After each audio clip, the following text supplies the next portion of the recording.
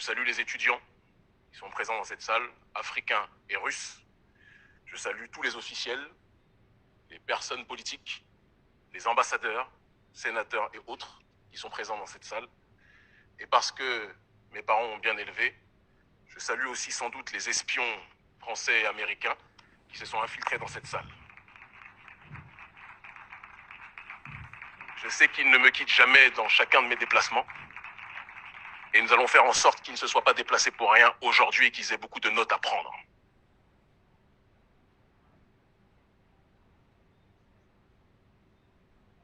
En préambule de mon allocution, il est important, je pense, de remercier d'emblée Anatoly Torkounov, le recteur de l'Institut des Relations internationales de Moscou, qui est un établissement légendaire et historique, celui que Henry Kissinger présentait comme le Harvard russe. Nous le remercions ainsi que le vice-recteur, parce que l'initiative d'accueillir cet événement est très importante. Je dirais même plus, elle est déterminante et elle aura des répercussions à court terme, à moyen terme et à long terme dans le cœur et dans l'esprit et dans la vie de millions de gens. J'interviens aujourd'hui. Avant toute chose aussi, je pense qu'il est important de vous demander de vous applaudir pour votre présence aujourd'hui. Donc applaudissez-vous, n'hésitez pas. J'espère que le traducteur ou la traductrice fait bien son travail. J'interviens aujourd'hui en ma qualité de président de l'Organisation révolutionnaire africaine, Urgence panafricaniste, en tant aussi que leader d'opinion, écouté et suivi en Afrique et dans le monde par des millions de gens, et surtout en tant qu'homme noir, allergique, profondément allergique à toute forme de colonialisme et de paternalisme. Mon discours sera différent de celui du président de la CEDEAO qui est actuellement présent à Moscou, Umaro Embalo Sissoko, différent aussi du président de l'époque de l'Union africaine Macky Sall, parce que mon discours sera franc. Seule la franchise peut permettre d'établir un partenariat rigoureux et solide sur la durée entre la Russie et l'Afrique. C'est le manque de franchise qui existe malheureusement entre nos dirigeants africains dans leurs échanges, dans leurs revendications avec les autorités russes qui entraîne parfois que le fait qu'on croit que nous sommes sur un même front alors qu'en réalité, nos dirigeants africains sont pour la plupart trop souvent cooptés par l'élite occidentale. La thématique générale de cet événement était Afrique-Russie, what next? Et ma thématique particulière à l'intérieur de ce forum, de cet événement historique, était le rôle du panafricanisme dans la résistance multipolaire à l'hégémonie et à l'impérialisme d'Occident. Autrement dit, avant de parler, et je le ferai, de la collaboration Afrique-Russie, il est important de parler du passé, du présent et des aspirations futures du peuple africain dans le monde dans lequel nous vivons. Car on ne peut pas comprendre la collaboration et les buts de la collaboration entre l'Afrique et la Russie si on ne comprend pas en priorité les aspirations de chaque partie. Pour mieux vous situer, parce qu'on dit toujours d'où tu parles, d'où vient ta réflexion, il est important de préciser que je suis issu d'une région dans le monde, l'Afrique que l'on présente comme l'Afrique francophone, une région colonisée, avec violence, arrogance, insolence, indécence, par l'élite de France, qui a exploité des millions d'Africains, qui exploitent, qui pillent de manière professionnelle et systématique nos ressources issues de nos sols. Cette même France, ou du moins cette même oligarchie de France, qui a détruit la Libye, qui a assassiné le colonel Kadhafi, alimentant, générant, structurant le terrorisme et la déstabilisation au Sahel.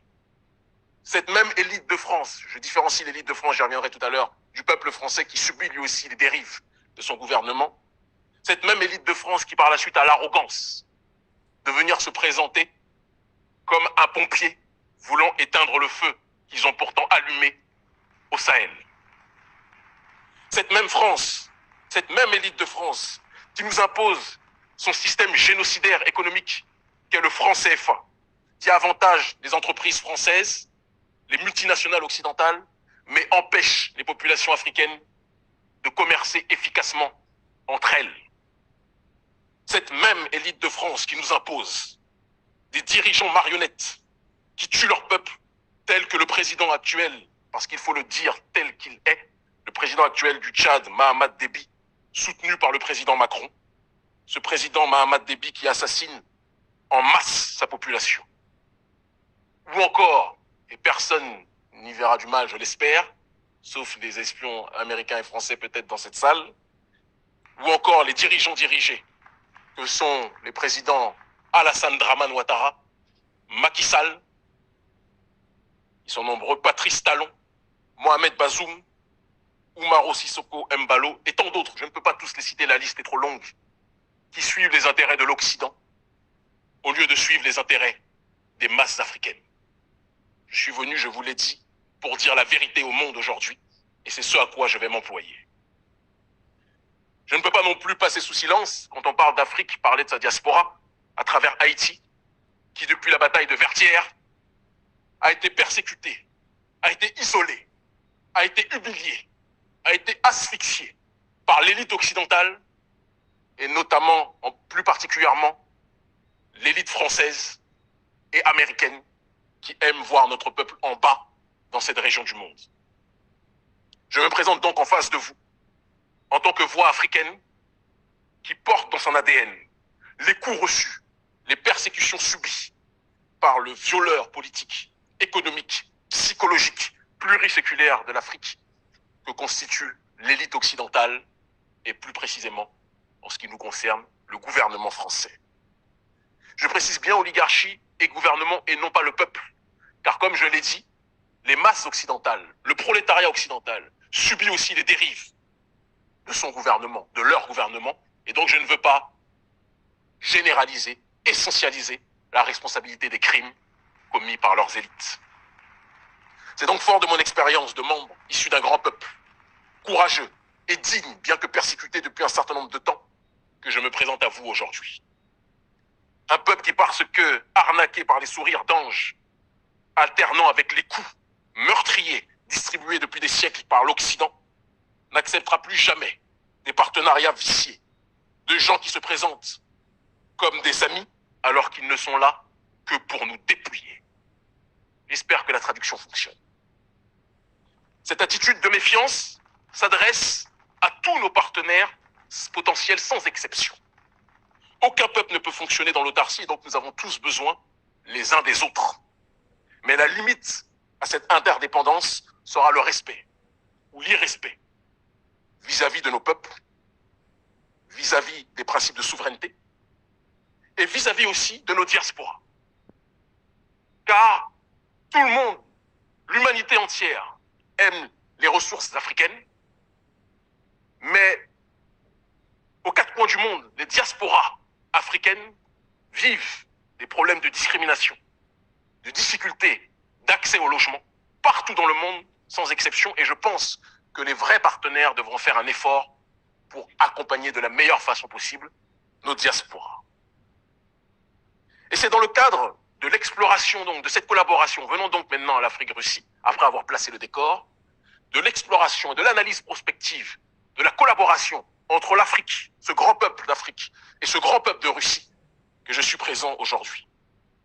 Comme nous, la Russie subit depuis trop longtemps, mais avec dignité, avec courage, une guerre qui ne dit pas son nom, orchestrée par l'oligarchie d'Occident. Une guerre qui a vu l'Union soviétique être démantelée lâchement par les trucages et autres manipulations lors de la chute du mur de Berlin. Ville de Berlin que nous autres Africains connaissons très bien, puisque notre continent a été découpé, tel un gâteau, lors de la conférence de Berlin en 1884 et 1885, par des gens qui ne voyaient pas les Africains comme des êtres humains, mais comme des sous-hommes qui devaient être colonisés, esclavagisés et maltraités. Nous avons donc, à travers Berlin, un profond point commun, et je pense qu'il y en a d'autres raisons de ma présence ici aujourd'hui. Il est important, je pense, pour qu'on puisse se comprendre aussi que la Russie aujourd'hui parce qu'on voit dans les médias occidentaux globalistes, ceux qui dirigent le monde, que la Russie est un pays impérialiste et agresseur qui dominerait, qui agresserait l'Ukraine. Or, ce n'est pas ce qui se passe. Nous savons tous pertinemment, parce que nous avons un cerveau pour réfléchir par nous-mêmes, que l'OTAN mène une guerre à tous ceux qui veulent la souveraineté, à tous ceux qui veulent l'autodétermination, à tous ceux qui veulent disposer de leur propre destinée. Et l'Ukraine, l'élite d'Ukraine, et non pas le peuple ukrainien, l'élite d'Ukraine a été instrumentalisée à travers Zelensky pour provoquer, pour encercler et pour tenter de nuire à la Russie. La Russie n'est pas dans une démarche d'attaquer, mais dans une démarche de se défendre. Un peu comme si il y avait des gens qui provoquaient une maison, qui lançaient des pierres depuis des années contre une maison. Les propriétaires de la maison ne réagissent pas, ils observent, ils disent toujours faites attention, un jour nous allons réagir. Et au moment où les propriétaires de la maison qui subissent des attaques, des jets de pierres violents, des cailloux sur la maison, ces propriétaires décident de sortir de la maison et de se défendre, les caméras sortent, surgissent et disent que les propriétaires de la maison agressent des pauvres innocents sans dire que ce qu'ils présentent comme les innocents étaient ceux qui avaient lancé les pierres au commencement. Personne n'est bête. Et les Africains voient le monde tel qu'il est. Et non pas tel que CNN ou France 24 ou BBC voudraient le voir. Il est important aussi donc de dire que vous avez votre Zelensky, mais nous autres Africains aussi avons nos Zelensky. Des dirigeants africains manipulés par l'élite occidentale qui aiment plus l'Occident que l'Occident s'aime lui-même. Ils sont plus attirés par la fastuosité de Paris, de Londres, de Rome, de Washington, que par les valeurs et la beauté traditionnelle de nos pays. Ces dirigeants, ces Zelensky locaux, nous les combattons aussi. Lorsque l'on parle de cette guerre que l'Occident mène au reste du monde, il est important d'insister sur le fait que la révolte des peuples souverainistes devra être le langage commun usité. Et lorsque l'on parle de révolte des peuples, il est important d'exposer, de clarifier la nature de la guerre. Parce que c'est une guerre mondialiste que nous connaissons. Certains disent ce n'est pas une guerre, c'est une guerre mondialiste. De l'oligarchie d'Occident contre le reste du monde, contre les peuples fiers. Si on ne le comprend